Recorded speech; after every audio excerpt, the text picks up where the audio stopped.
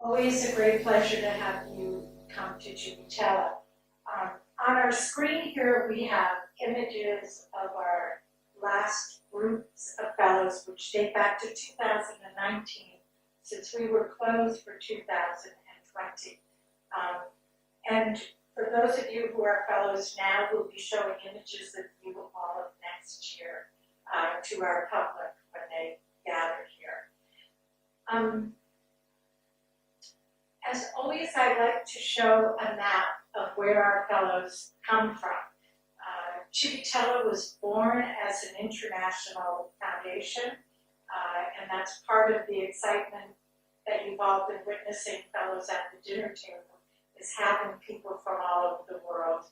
And right now we are welcoming two new countries to the table, Cyprus and Zambia. We'll introduce those fellows as they come, but this brings us to 101 countries that have been represented at the dinner table at Civitella. So this is a map that shows you in light green where we have very few fellows, proceeding to the darker green areas, which show you where we have more fellows. And all of you can help us in this research of international talent as you read interesting book reviews, as you read reviews of great shows that are happening in different countries. Send me a link, because we always love researching who was the curator, who was the publisher, who was the music venue who hosted this event that was so spectacular. This is how we get nominations from countries all over the world. So thank you for doing that. There are a few introductions I want to make beyond our fellows, our spectacular fellows themselves. And they are our new intern, who is Juliet. Can you see her waving behind the black mask in the corner there? And Michaela from our New York office. And Michaela is the person all of you probably knew, at least by telephone or Zoom, before coming here, since she arranges for fellows travel and gets them oriented before you're passed on to us here in Italy. So for fellows, the way this works tonight is that you have a 5-minute limit on telling us about yourself or your work. This is the brain surgery of public speaking. We know you're far more interesting than 5 minutes worth, but if you hear this sound, that means that a big cane is going to come out and drag you off stage. So that's a good point to wrap up. We used to have telephone sounds, but they weren't loud enough, and some people just went on and on. So we're hoping this will be the discipline that you need. Any questions before we begin? Okay, I myself am meeting the fellows for the first time. They've been in residence about 2 weeks. Okay. And, but I just arrived this afternoon, so I'll be getting to know you at the same time as our wonderful guests from the public. Okay, and first is Paola Caridi, who is a fellow in writing from Italy. Paola.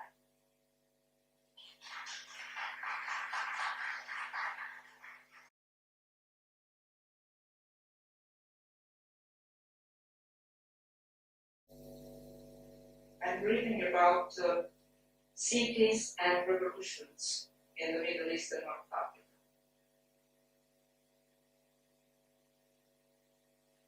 What do we do in the square? Well, we meet, we eat, we sleep, we talk, we pray, we chant, we sing, we expend energy and ideas in order to sustain ourselves. We cheer at a wedding and weep in a funeral. We express our ideas, our dreams, our identities. We quarrel sometimes. Sometimes we are at a loss, confused, searching for the future. We spend each day as it comes, not knowing what the future hides for us. Is this not what we do outside the square? Nothing is exceptional in the square except our togetherness. Out of the square, we believe we are happy at the wedding because we know the bride and groom. In the square, we rejoiced at the wedding of strangers and celebrated. Out of the square, we believe we grieve at the funeral because we know the deceased. In the square, we grieved for strangers and prayed for them. Nothing is new in the square except that we surround ourselves with the love of strangers. We go to the square to discover that we love life outside it, that our love for life is resistance. We race towards the ballots because we love life, and we walk into prison because we love freedom. These powerful words are not mine, of course. They are the words of arguably the most high-profile political prisoner in the entire Arab world, Alaa Abdel Fattah, the leading figure of the 2011 Egyptian revolution. These words are part of this article published in the Egyptian daily Al-Shuruk in December 2011, few months after the epical 18 days revolt in Tahrir. Tahrir, the square, in fact. But Alaa Abdel Fattah wrote these words in prison. Torah, the same prison where he is jailed now in Cairo. Bodies are away from the square. Bodies of revolutionaries like Alaa's are taken away from the square, the street, the life in freedom. As dozens of thousands of others, his body, their bodies, are invisible behind the wall of Torah and the other prisons. It is strange, it is alienating to read, after our first pandemic of the third millennium, words about a multitude of people in an enclosed place, a square. Strange that Alaa describes how they shared life, celebrations, quarrels and joy side by side. Remember, the year was 2011 in Cairo, but the year was 2019 in the spring for the Iraq, the popular revolt in Algiers, and the year was 2019 in autumn for the Thawra revolution in Beirut. A distant past for us all, especially for Alaa. Almost 40 years old, Alaa Abdel Fattah is an Egyptian writer, technologist and political activist. He has been prosecuted or arrested by every Egyptian regime in his lifetime and has been held in prison for all but a few months since the coup d'etat of 2013. Alaa is one of the protagonists of my research on the cruel cities, as I call the political resignification of urban space in the MENA region in the last 10 years, the renewed, the reinvented right to the city in the Arab world. Upheavals have torn open and asunder the geography of the Middle East and North Africa. Upheavals punctuated history in the last decade, resonating the cry and the demand for a different urban and political paradigm. Cities with a complex, extremely stratified, and burdensome history have become the stage of numerous highly innovative critical acts of repossession of urban spaces. Algiers, Beirut, Cairo, Tunis, Baghdad, Sana'a witnessed the occupation of their historical squares, streets, buildings, citizens and inhabitants, squatters and impoverished middle class reclaimed their city centers as their political space, revealing the fracture between the political and economic elites and the city. The reconfiguration of the urban space is pivotal in the Mediterranean area, as it will set the future of its most important cities along its southern, and even northern shores. In fact, the COVID pandemic will likely reshape the neoliberal urban structures that left its mark on cities' recent history. The first outcome of my Cruel Cities project is my book on Jerusalem, published in 2017. And in Jerusalem, the city that was my beloved home for 10 years, I discovered that the inspiration I tend to are the angels immortalized by Wim Wenders in that masterpiece of European cinema, Wings of Desire, a cult film for my generation. The last two lines. Daniel and Castle, the two angels, gather the silent and remote thoughts of individuals in order to gather the souls of cities and places.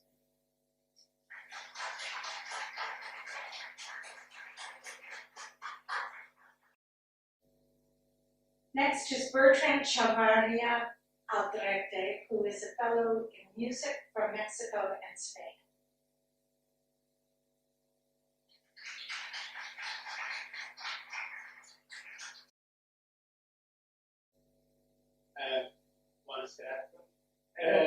So yes, I'm going to show you a little video so I can understand a little bit my work. I'm an artist that works with many different methods and different outputs. It goes from video to painting to sculpture, but the origin of everything is sound.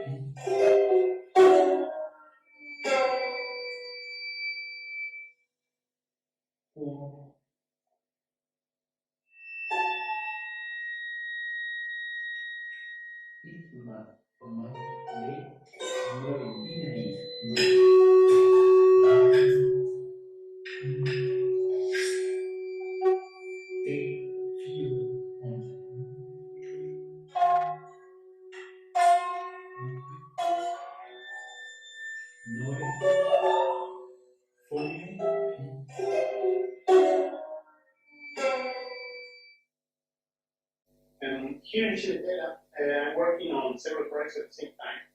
So I'm working on this piece, Scarce Infinito, which is a tablet long by Greer's painting, Children's Games.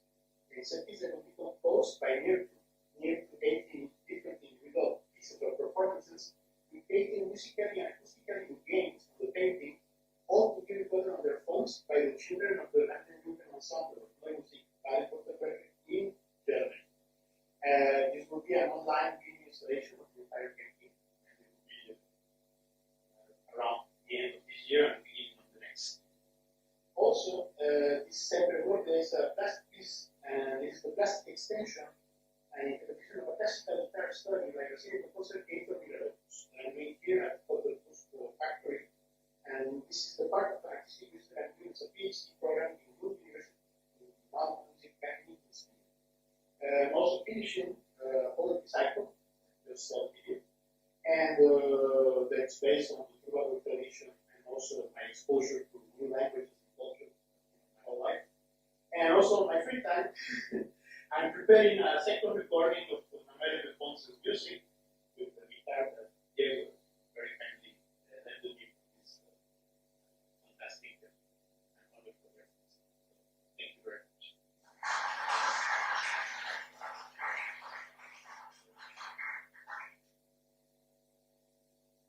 I mentioned earlier that we have our first fellow from Zambia, and that is Kayo Chingonyi, and he is a writer.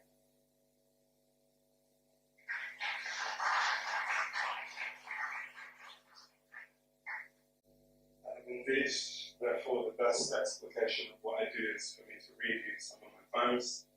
I write from a memorial and musical place primarily, so I'll read some of those. Guys in St. Thomas's, which is a hospital in London, split across two sites. When I'm here in a particular character of mine, any woman of a certain height, hair plaited neat to meet the working day becomes my mother in that year of early mornings she worked at GBRU. Close to this stretch of the river, close to Hayes Galleria, the aquarium that is still here, though she is not, to walk with me as we scrutinize tropical fish, laughing in the uncomplicated manner that comes of understanding. And after, a bankside stroll, a cart proprietor advertises wares, varieties of ice cream. It's 1999, my last summer as native this side of the river, where the water brings pilgrims in search of a cure for long hours, bad coffee, friends always catching up and rarely giving conversation its due. How can I set down the passage of time? Who knew a face becomes less and less distinct the longer it no longer exists? How to lift this mist from my eyes that I might see this concrete glass of what it is and stop writing my mother into it, that I might let her walk away, becoming smaller and smaller until she disappears. This is from my latest book, which came out in April, which is called A Blood Condition.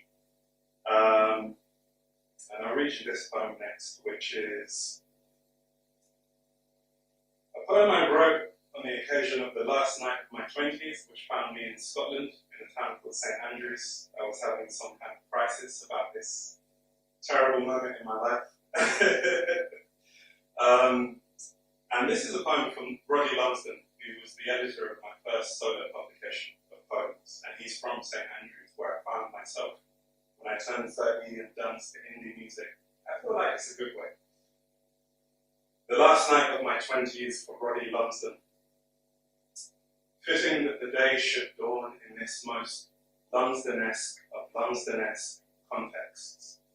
Sea froth for night music and the company of Susanna, kind enough to show me this walk she knows without recourse to light.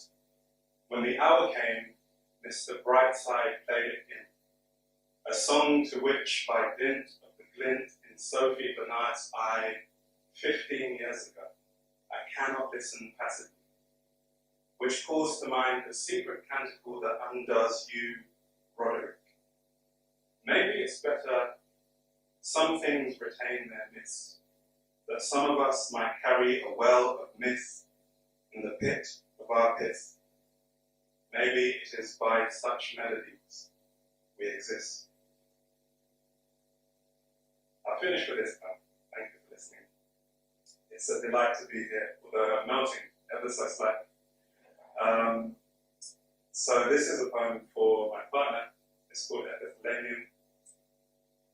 There should be a poem to bless the hands that cut and salted a bag of limes, the hands that brought that bag aboard this boat across a body of water we can touch but cannot see.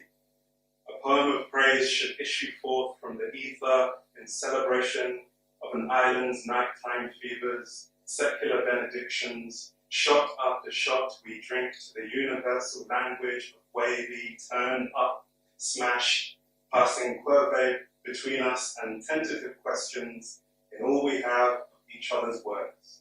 Me with a mouthful of stock phrases, you fluent almost in this dancing tongue our fellow passengers know, like they know the proper way to ice up a journey home, after the dance, when the light has faded, and the music resounds from a point beyond the horizon, and this boat we boarded guides us, gentle as a hand on a back, to the rest of our lives.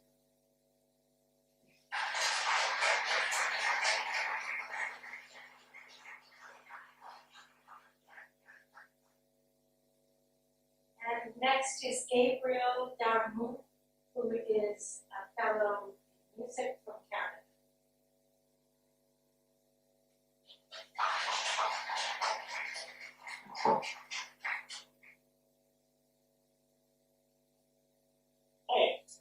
A large part of the work I do is around vocal sound, its wide range of possibilities, and its power to both subvert and heal.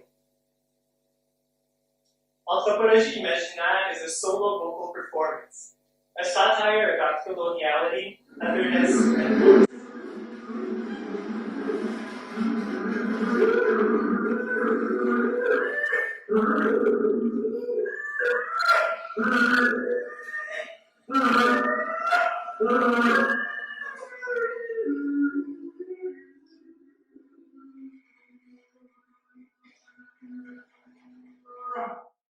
my voice and my body act as a museum artifact, accompanied by a mockumentary, so fake experts on screen comment on my fictional vocal traditions, which are ambiguous hybrids of imaginary folklore and experimental vocal techniques.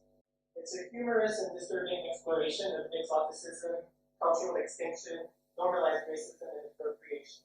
The role of laughter and of audience deception are also key elements to the show. Tout nous porte à croire que ces sons ont une fonction distincte de leur langue. Mais quant à savoir comment les classer, du côté du rituel, ou du côté de la communication utilitaire, ou d'une pratique personnelle quelconque, la question demeure. The next project is my opera À chaque vente son monstre, for Ensemble Parallèle à Beau with text by Françoise Machaut. The opera features different tableaus about monsters or the monster within. The texts are in colloquial Québécois French and were inspired by anonymous confessions by the 9 musicians on stage. So these confessions yielded meanings such as childhood violence, gender sexuality, shame, narcissism, and mental health. Finally, my vocal approach explores the ferocity of the voice and bodies, with gray zones between singing, lip syncing, and ventriloquy.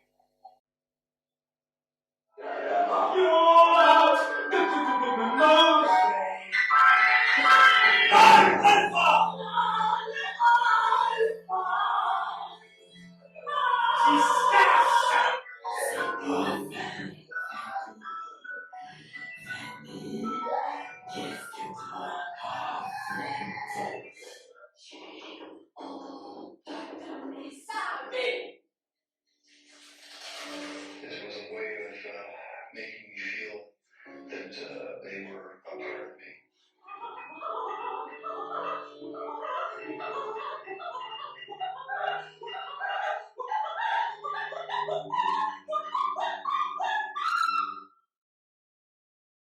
recent projects, which my work with Gabriel and my work with Greer and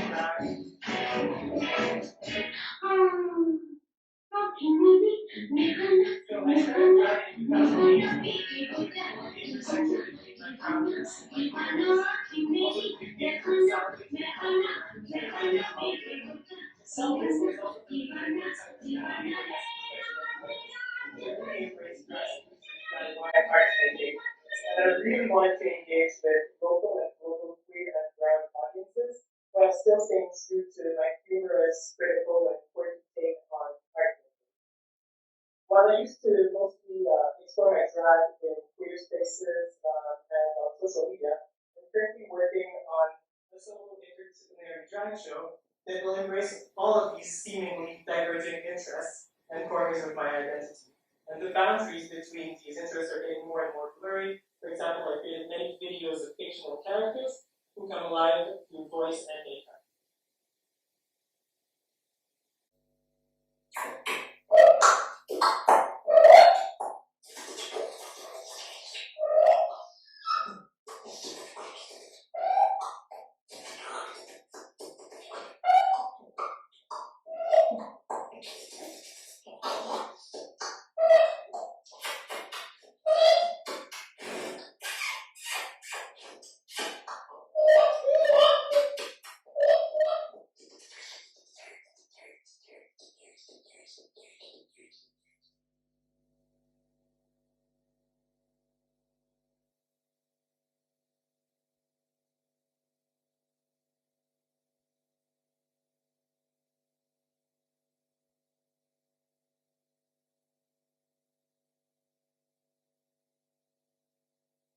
That's it.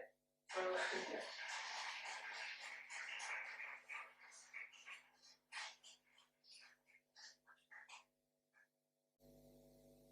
In addition to our fellows each year, I am permitted through our board of directors to invite outstanding directors' guests, and it's a thrill for me to have Mark Doty here. It's also thanks to Mark that we have an affiliated fellowship with the Academy of American Poets, because Mark was serving on one of our juries and suggested we get together, and we love having those poets here as well. So Mark, writer from the States.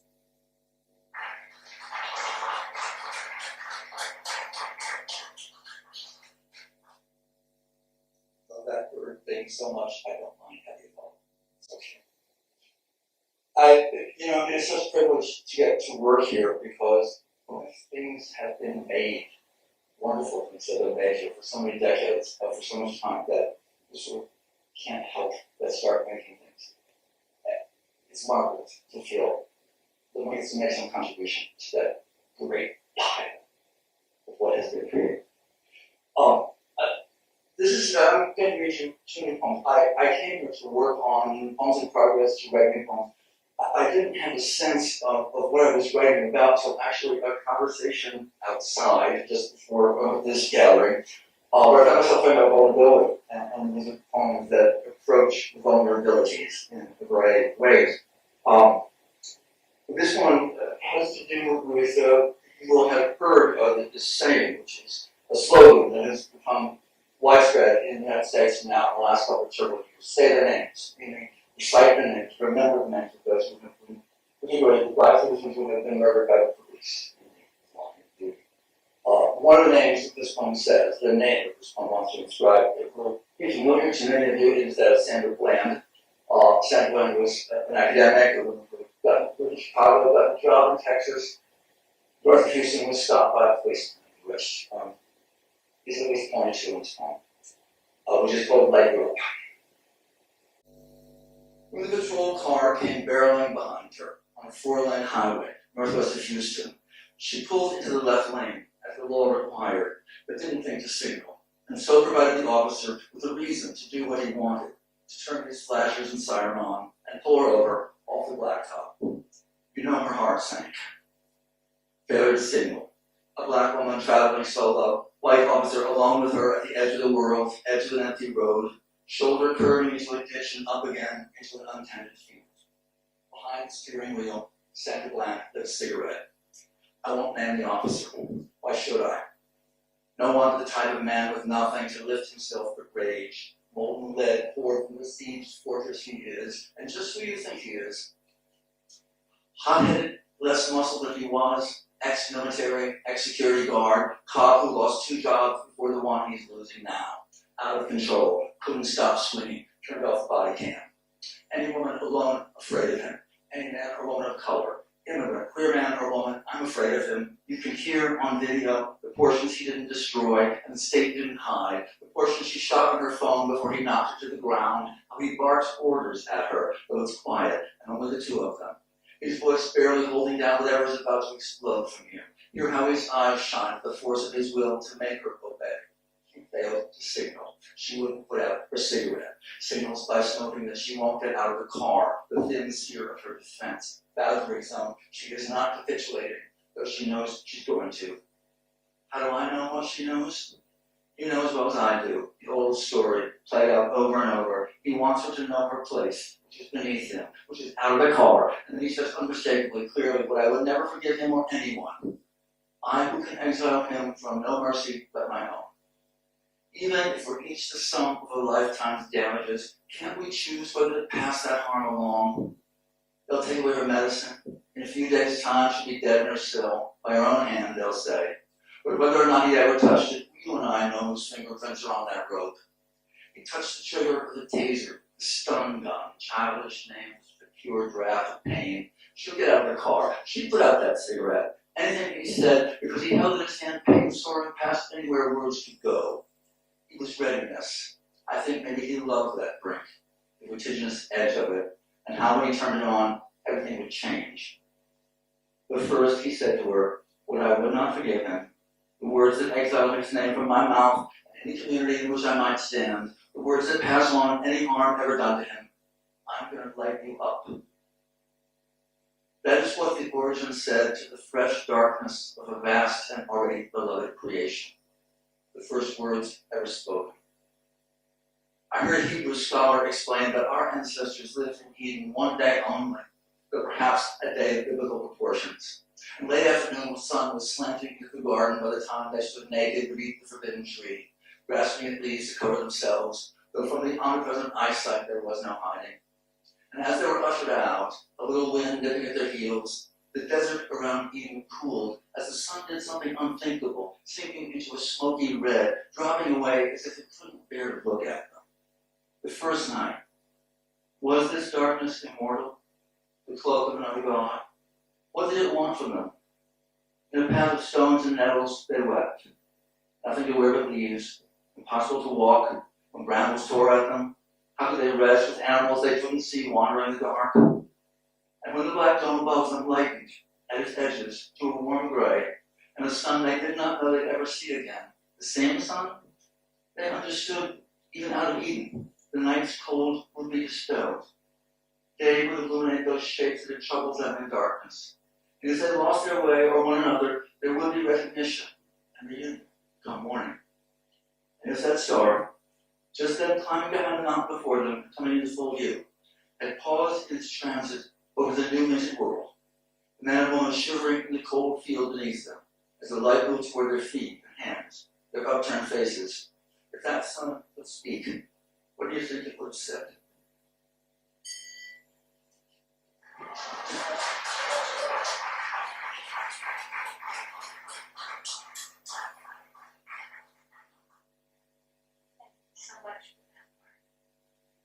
Next is Andrew Shawn Greer, who is a fellow in writing. If you have not read his book, Less, which won the Pulitzer Prize, you're in for a great treat. It should be called More, I think, rather than Less. Andrew.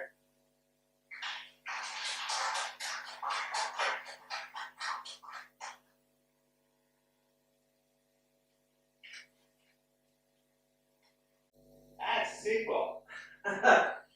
This is a picture of a car air freshener that I had made to send to my editor in New York.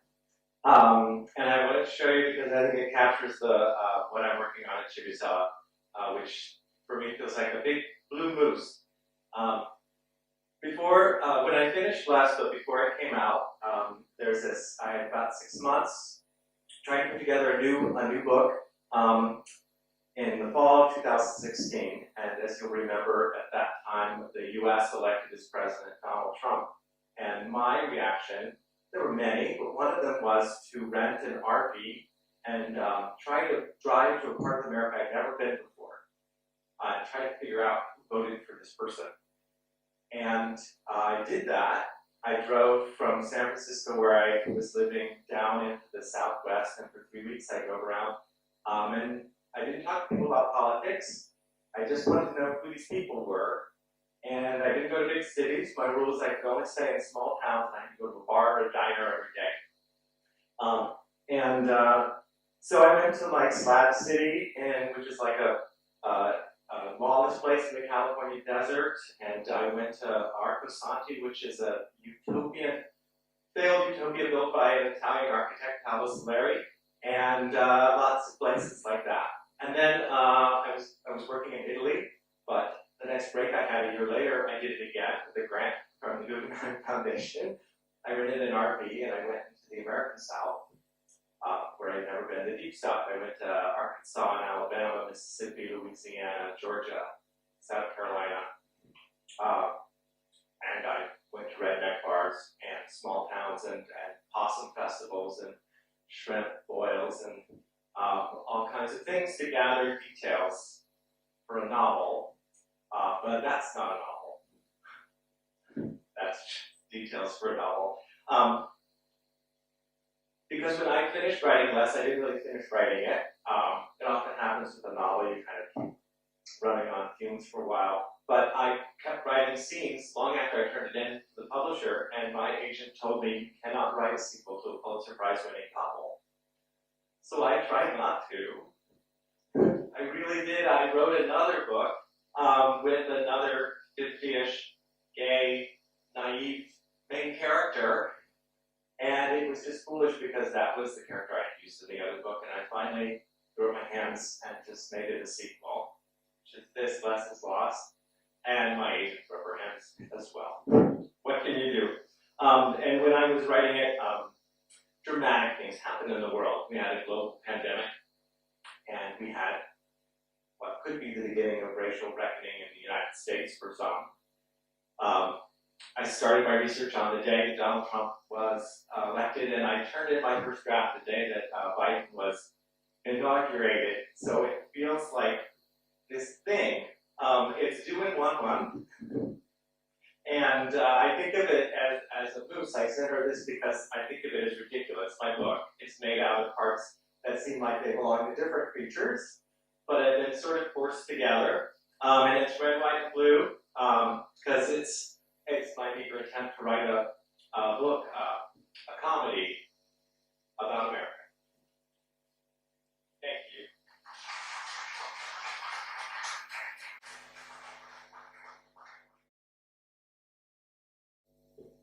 And next, it's a great pleasure to introduce Kathy Parkhonk, who is a poet from the United States.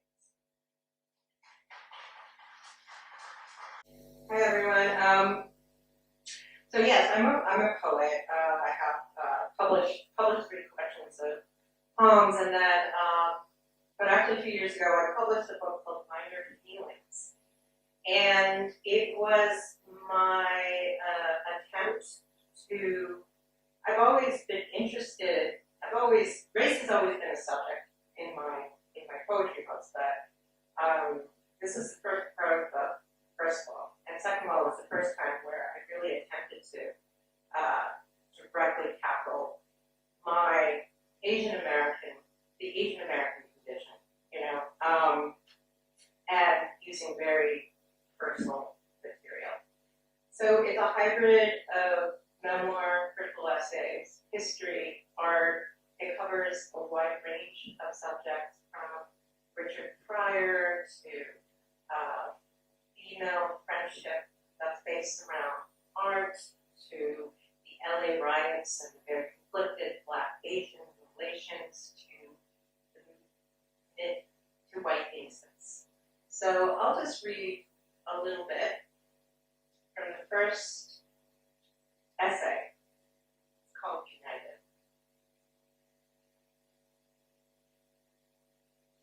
For as long as I could remember, I have struggled to prove myself into existence.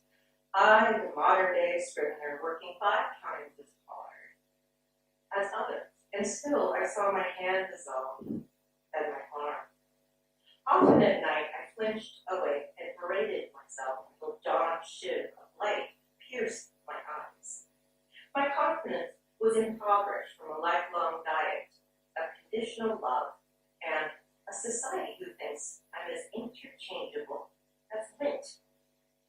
In the popular imagination, Asian Americans inhabit a vague purgatorial status, not white enough nor black enough, distrusted by some African Americans, ignored by whites, unless we're being used by whites to keep the black man down.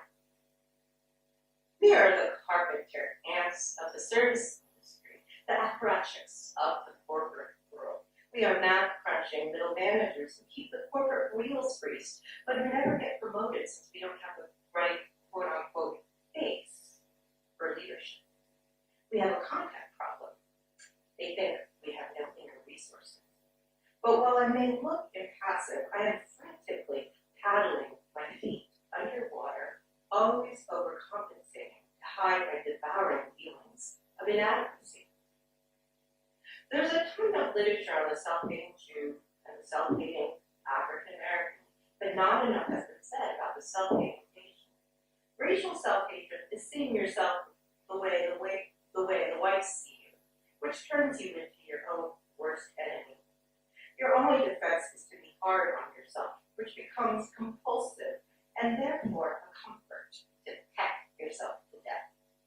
You don't like how you look, how you sound. You think your Asian features are undefined, like God started pinching out your features and then abandoned you. You hate that there are so many other Asians in the room. Who let in all the Asians? You rant in your head. Instead of solidarity, you feel that you are less than, or of other Asians, the boundaries of yourself no longer distinct, but congealed into a horde. I like to think that the self-hating Asian is on its way out with my generation, but this also depends on where I am. At Sarah Lawrence, where I taught, I had students who were fierce, empowered, and politically engaged and brilliant, and I thought, thank God, this is the Asian 2.0 we need, Asian women ready to follow. And then I visited a classroom at some other university, and it was the Asian woman who didn't talk, who sat there meekly like mice with nice hair, making me want to urge, you need to talk, or I'll walk all over you. Thank you.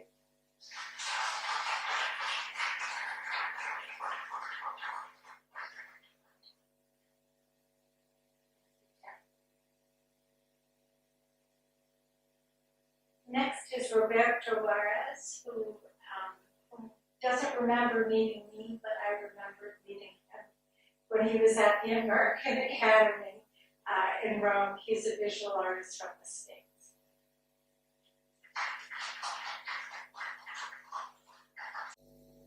This last winter and early spring, I did an exhibit in Pittsfield, Massachusetts with James Caspear, who created a new project space for art projects.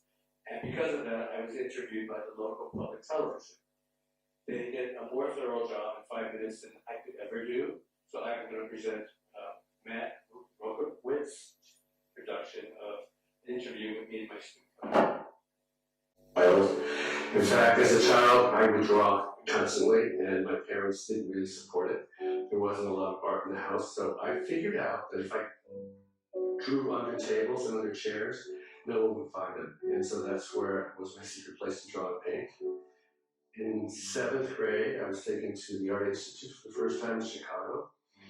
Mrs. Sundale, my art teacher, took us to see Van Gogh paintings, and it changed my life. I was, this little kid, but I knew that that was the important thing that I cared about.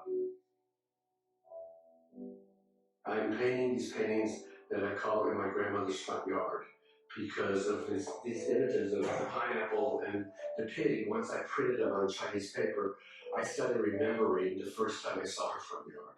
And I was probably 12, had never left Chicago, and there was a gigantic pig tied to a mango tree in the front yard of my grandmother. And her kitchen was on the porch, so she would cook outside, and it was just a different world. It opened my whole idea of who I was and what could be out there. As a kid, it's a fond memory, it's a warm memory. And so once I saw this, I thought, okay, I'm here, I'm gonna be playing in my grandmother's backyard, or front yard, so to speak. And that gave me an extra kind of joy of working.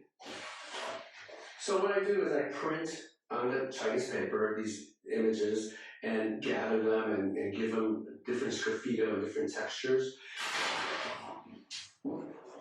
This is a horse brush for like brushing horses, and it was given to me as a gift, and I never knew what to use it for because it's kind of too coarse for the kind of marks I make on canvas, but it's perfect for printing. I'll show you.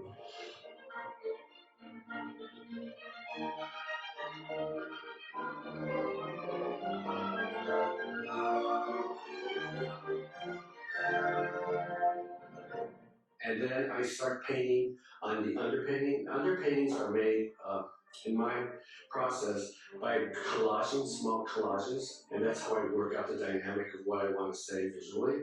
And once I have that, I blow it up. And then on top of that, I started adhering these pigs and pineapple. And then what happens in that interface, I respond to with my own painting, my own tearing, my own drawing on top of it, so that it becomes one.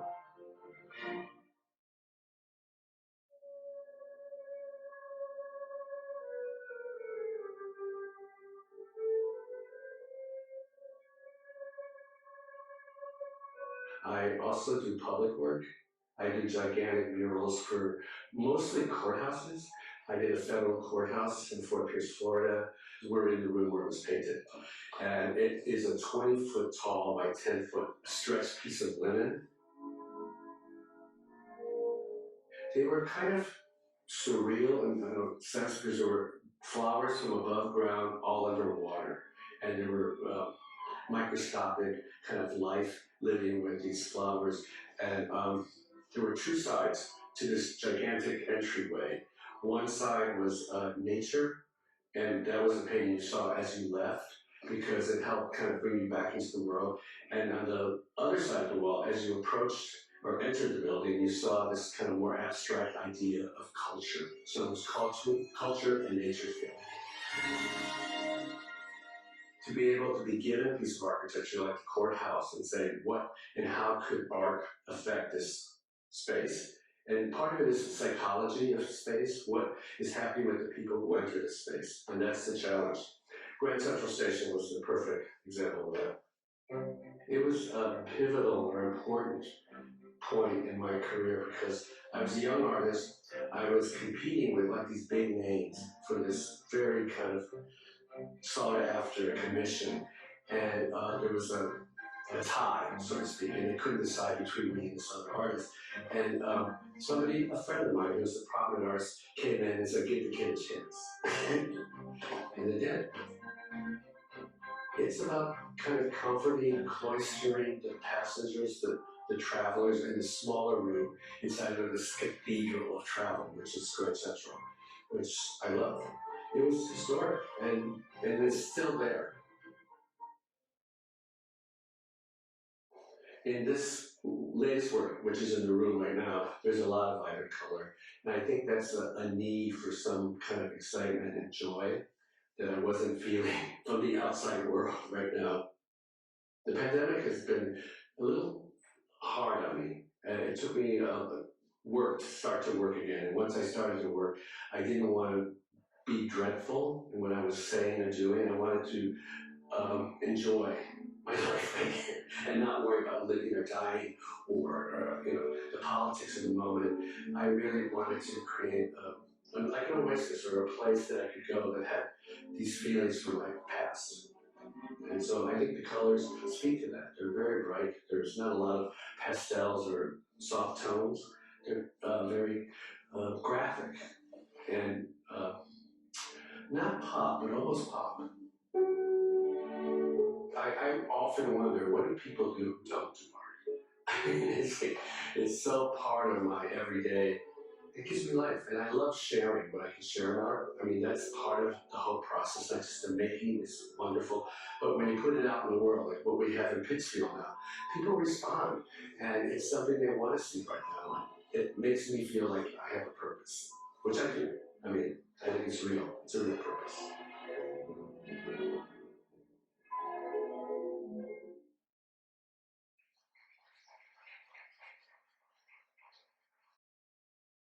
Thank you. It's a pleasure to introduce Jumana Manna, who is a visual artist from Palestine.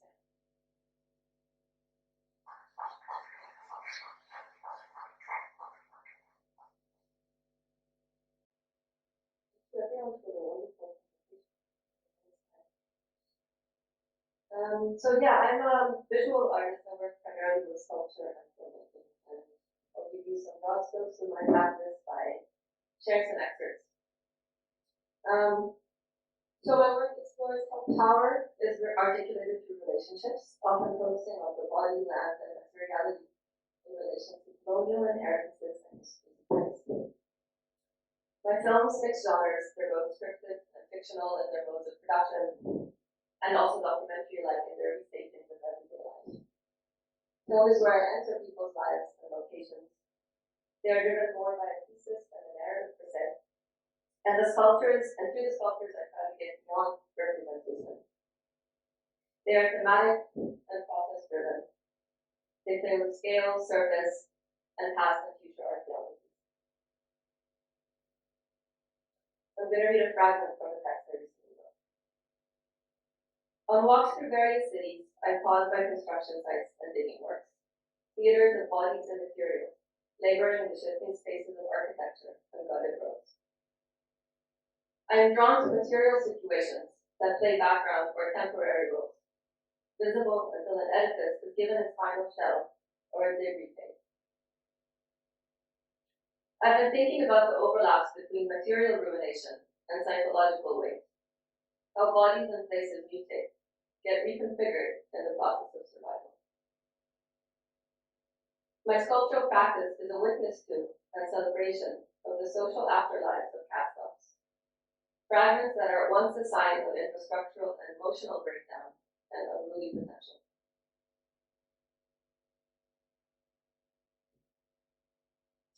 So these objects are an ongoing homage and conversation with improvisational assemblages that arise as a bittersweet force of creativity, acts of taking matters into our own hands. So, right before COVID, I went to Jerusalem, which is the city where I grew up, to shoot a film about foraging. And at its heart is a chase film between the Israeli Nature Patrol and Palestinians who gather plants listed as protected species, particularly za'atar, or thyme, and the artichoke-like thistle, apu, also known as green gold. This film is ultimately concerned with what is made extinct and what gets to live on. Who gets to decide the fate of earth-picking cultures? And what are the options what are the options that remain for those who don't? Food manifests itself as a container for family and community history. Traditions that face suppression encoded into the legal dynamics of nature protection.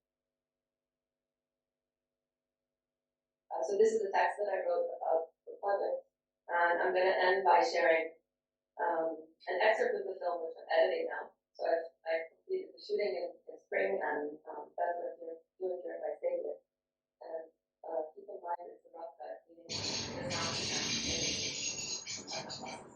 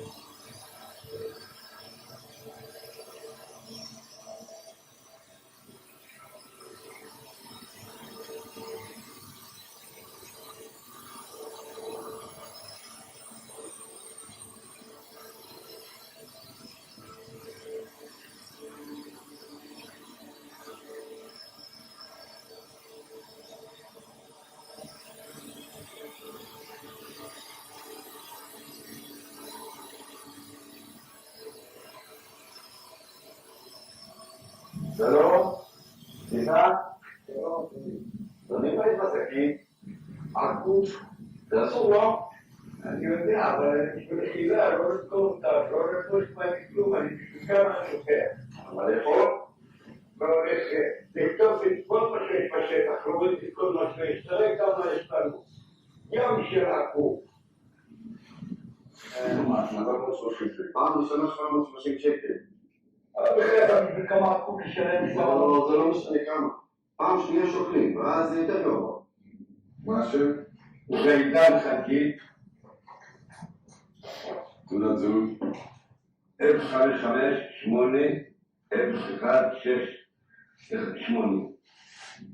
רק את העקוב צריך לפזר באדמה, לא לקח. בבקשה, משהו תגיד. באדמה. תודה רבה. אבל לא, אתה שנקצורת, אבל תוסיף לך עוד קנס. בואו לא.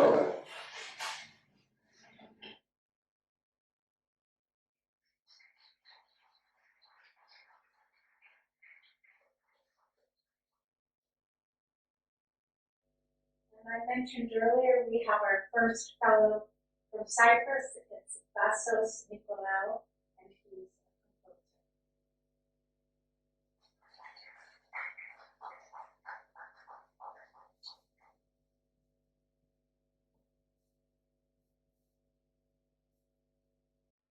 I find inspiration for my work in literature, art, politics, architecture, ancient myths, psychology, and cinema. A specific scene from Michelangelo Antonioni's film Zabriskie Point gave me the inspiration to compose sadness in my work Navigate. Here I have synchronized for you the piece with its source of inspiration.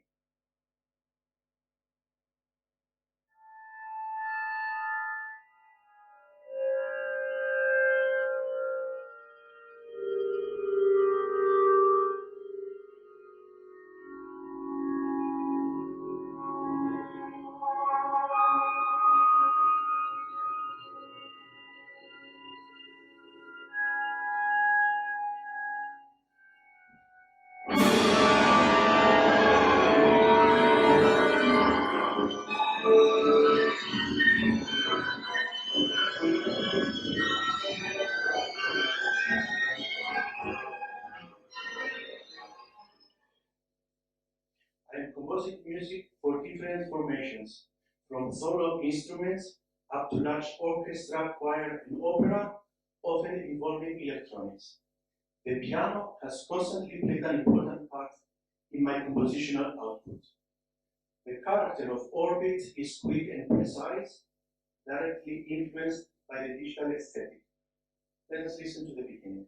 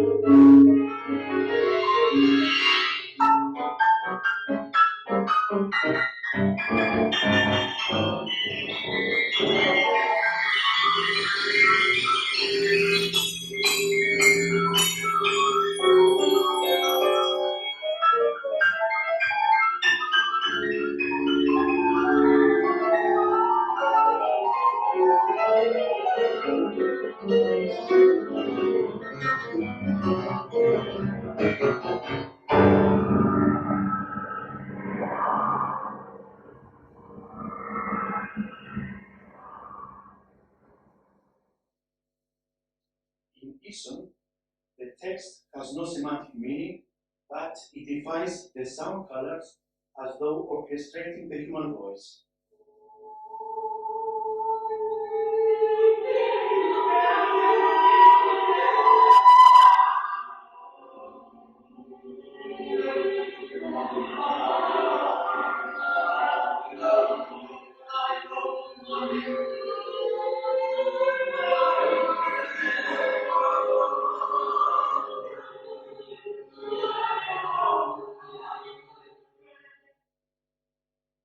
interested in the coexistence of different concepts. In E-text, in the low register, there is a trialogue between the bass instruments. Simultaneously, in the high register, there is a kind of a billiard game. One can see here, marked with yellow, the movement of the cue stick played by the trumpet. The hitting of the billiard balls is shown with red color, and their reaction with blue.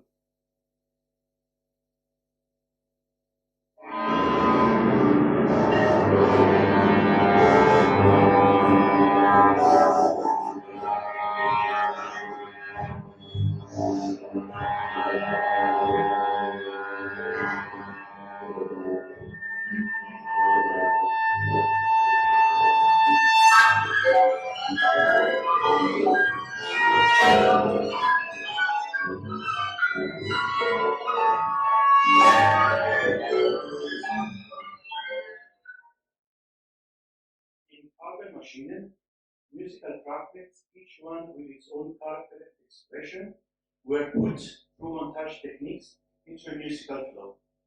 It is composed for a large ensemble involving rare brass instruments. Their double bells enable quick changes of color and sound direction.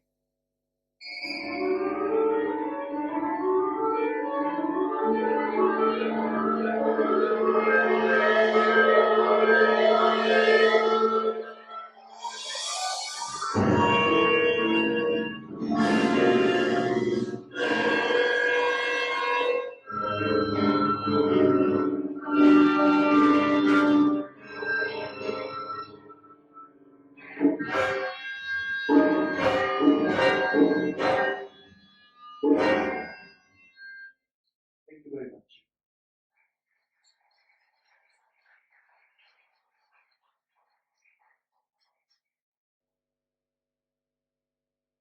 Next from Nigeria is the writer Noo Saro-Wiwa.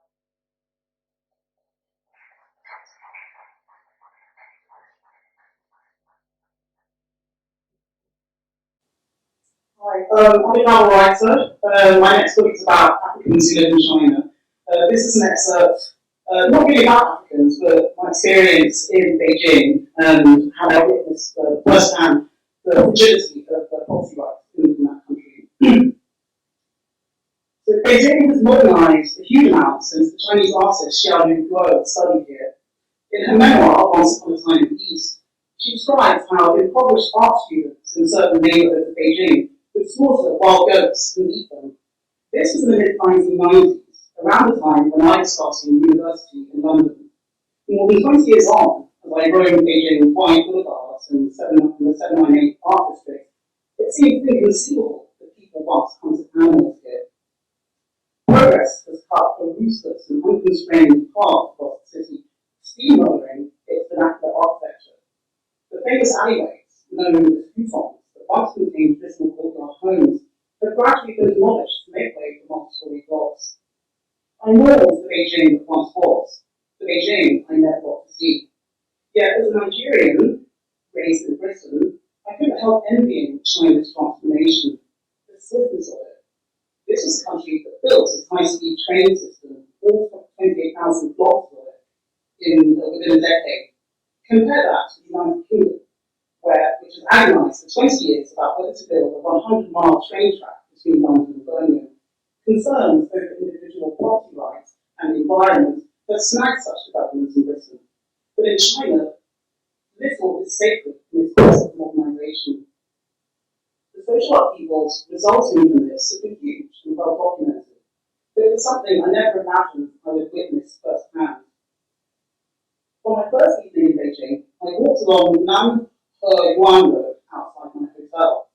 I bought fruit from the grocery store, dropped off my clothes for the laundrette, and peered through restaurant windows. After enjoying the calm, quotidian buzz of the small commercial street, I then went to bed that evening. The next morning, however, I woke up to the din of pneumatic wheels and plumes of dust everywhere. The same street was now overrun by a cohort of construction workers who had already dismantled the shop fronts and half the businesses on the street. As the workers toiled for the palpable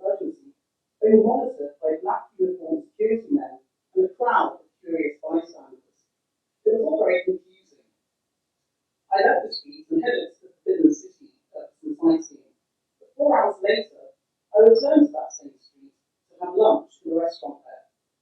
I was tucking into my shredded pork and bok choy when, towards the end of my meal, a man, presumably a government official, entered the premises alongside a policewoman. In hushed tones, this official appeared to be informing the restaurant owner of the changes that were to be made to the restaurant's architecture. As the official gesticulated at the building's facade and doorways, the manager nodded unhappily, his head bowed in resignation. Rubble from the neighbouring building floated outside the windows. I was still picking bok choy from my teeth when I heard loud bangs and power drills behind me. Swimming round, I saw 2 construction workers dismantling the restaurant's front entrance. Their activity threw up a torrent of rubble that was clearly visible in the rays of sunlight streaming through the windows. Dust descended towards the plates of the customers who stood eating. I couldn't quite believe what was happening. Quickly, I paid my bill and made for the exit, only to discover that the glass door entrance I used 40 minutes earlier was now gone. 2 construction workers were ripping out the door frame and drilling away, spewing thousands of electric sparks. I edged past them gingerly, expecting them to pause for my safety. They didn't. They waited hurriedly under the steady watch of several armed policemen who were standing on the sidewalk outside. I joined the crowd of bystanders and tried to take photos of it all, but a man in plainclothes ordered me to desist. When I asked him what was going on, he motioned with anxious eyes for me to keep quiet. By now, the facades of nearly every shop on the lower end of the street had been changed in less than 12 hours. Their large windows were destroyed, covered up with bricks, and replaced by a significantly smaller window much higher up. The effect was to anonymise the buildings, strip them of character and light, and make their signage and displays completely redundant. One grocery store stuck out as a particularly sad case. It was the type of outlet where the cash register and merchandise faced directly onto the street through an open window. The proprietors, a middle-aged man and woman, were still standing behind their cash register, even as the workmen built a brick wall in front of them. The grim-faced couple just stood and stared out at the street as if paralysed by sorrow. As each minute passed, another row of bricks was laid, rising now to chest height, slowly obliterating their view of the street, inching its way towards the eventual closure of their window, their business, and life as they knew it. In a Beijing minute, everything can change.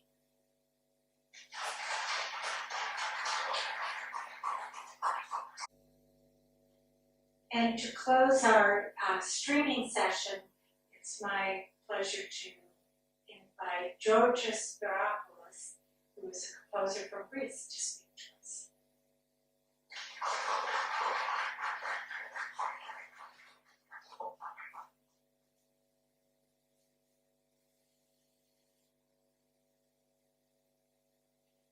Hello.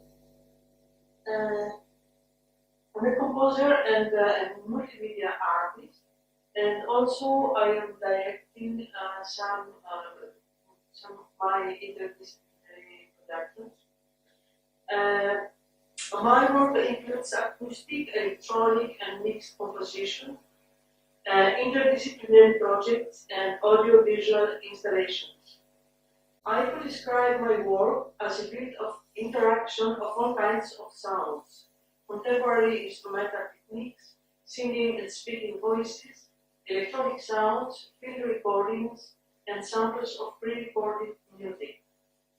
I approach composition as a laboratory of combined practices, musical text and chorality, highly worked and raw materials, advanced technology, and lo-fi electronics. An important part of my work includes multimedia spectacles and sound video installations, where the different arts coexist both as autonomous and interdependent: music, video, performance, physical movement, scenography, and lighting.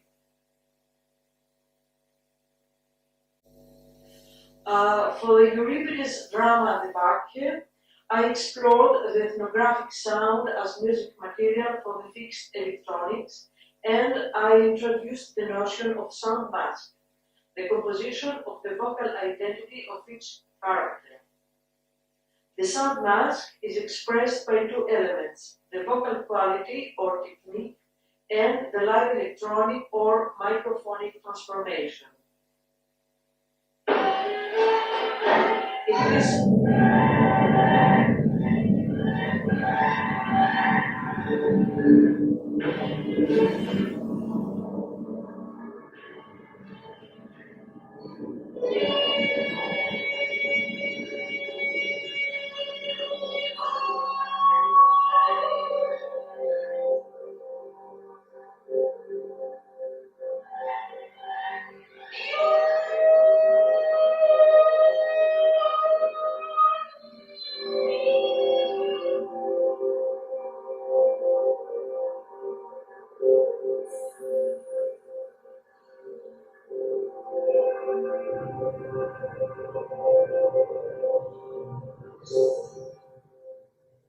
In this solo opera group, all characters are performed by a single vocalist in 5 different positions on stage.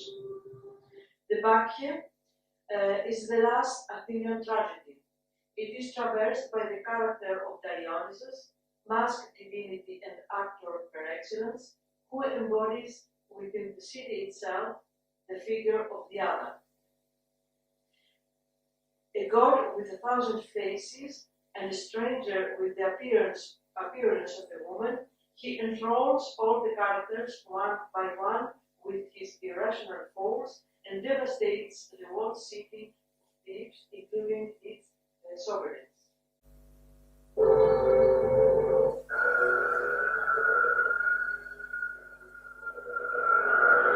The Greek fire ride scenario and ritual elements from around the world are the natural environment in which the Bacchae produce.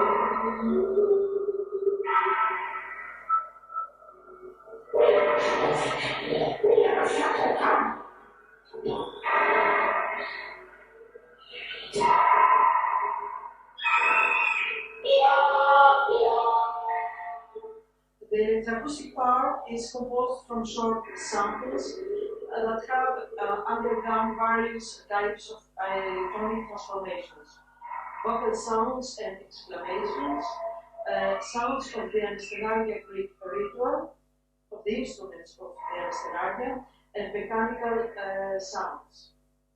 The voice integrates materials from several genres and traditions. It is at the same time primitive and elaborate and domesticated, but work with precision.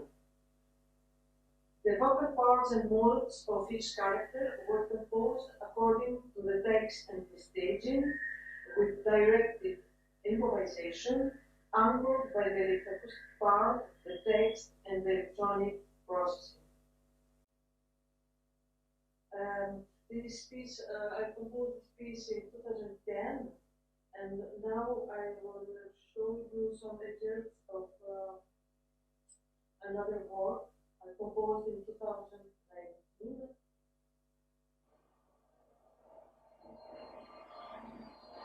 It is a 1-hour instrumental multimedia opera named the title is Error of the Pianist. And in this work I explored the theme of surviving pianist in an empty city. Error is composed for a pianist improviser performer, interactive electronics, experimental video animation, and lights. It has its roots in urban collective dramas, such as the Paris terrorist attacks and the Athens crisis, but also in street culture and graphic art.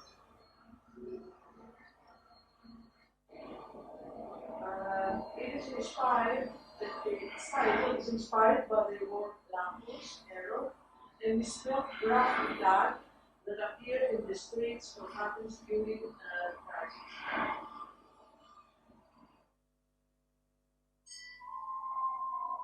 Arrow is a multi-led interdisciplinary work conceived and worked on as a fluid entity through the activation of a network of artistic practices, composition, improvisation, live and interactive electronics, electroacoustics, video, photography, physical movement, and staging.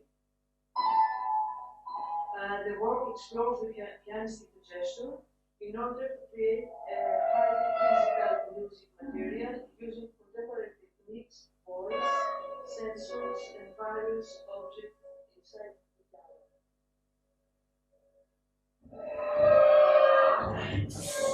The light electronics operates as an extension of the pianistic gesture and as a generator of new material.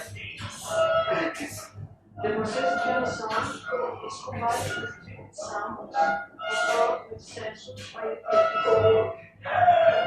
computer voices, TikTok sounds, and other sounds.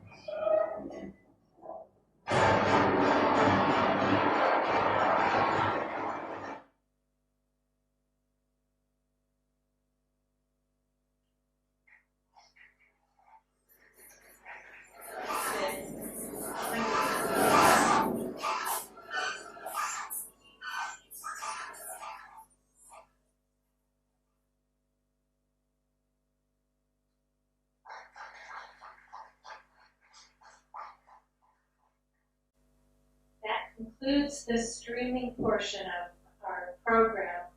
One thing that I try to think about when I listen to all these varied presentations, are there themes that unite any of the things that we heard or saw this evening? And one thing that I know unites this group, according to the staff, is that they all love to swim. And I think none of you are swimming in your own lanes as I look at the work.